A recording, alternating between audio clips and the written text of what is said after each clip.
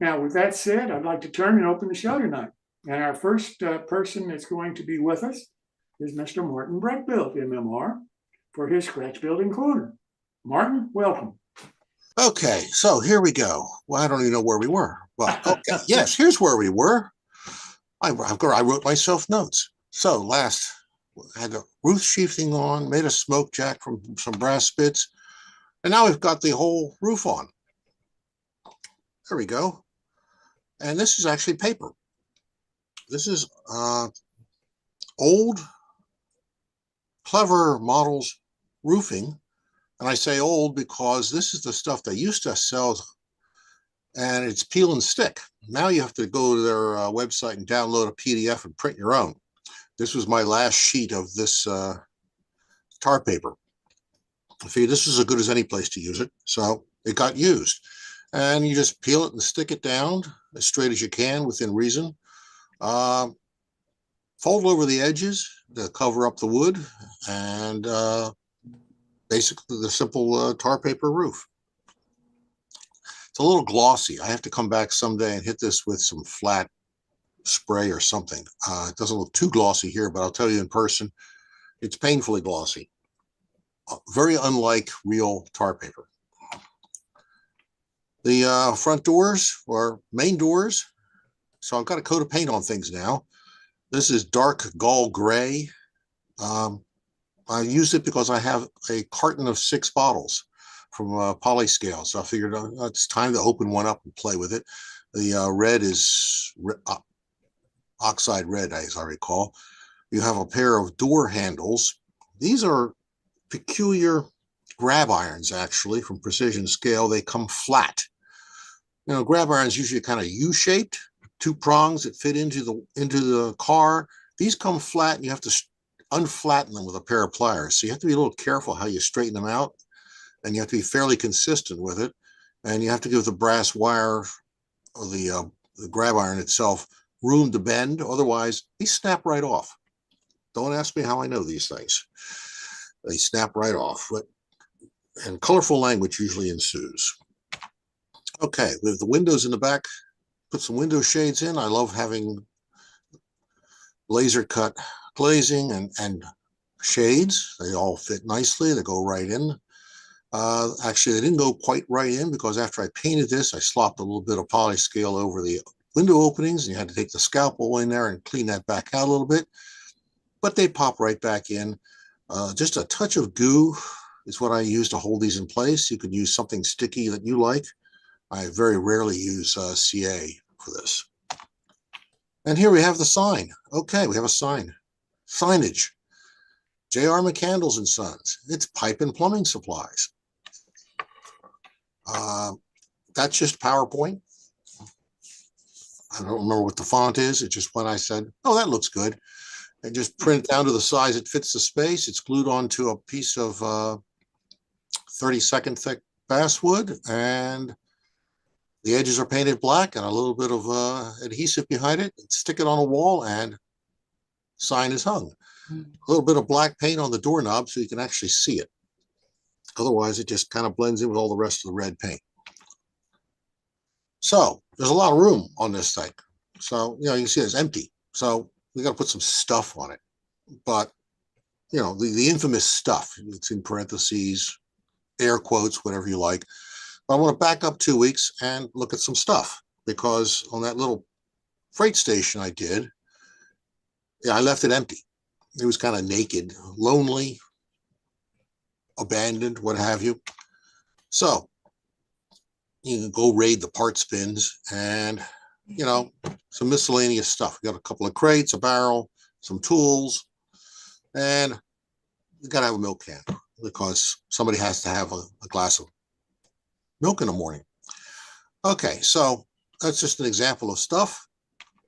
Let's go to the current build. More stuff, barrels, crates and barrels. I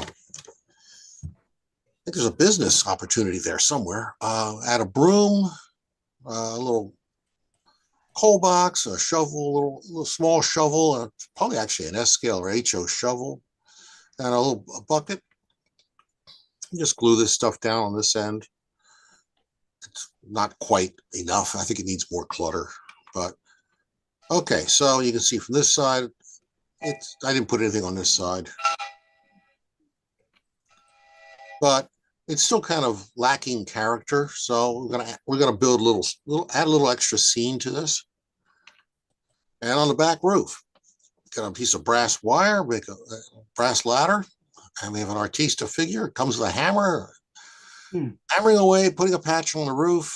And since I didn't put the flashing tarp flashing up the joint up here, up in here somewhere, here's a roll of tar flashing and a bucket of tar. So he has to get to work on finishing the roof for me, since I didn't finish it. I've got some other stuff around back here, a trash can, a barrel, some wasted oil containers of some sort.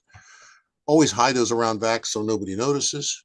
And a salvaged chair for employees to go back here and have a smoke or a chew, depending on your persuasion. And different angle, same stuff.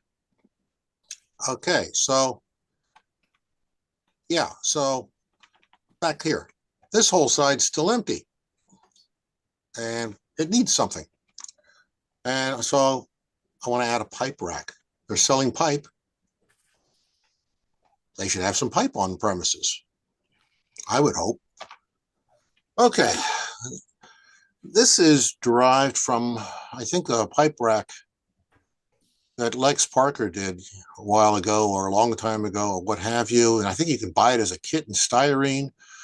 And I thought, well, that's not enough pain. Where's the box of brass parts? And here's some brass angle and some brass box stock.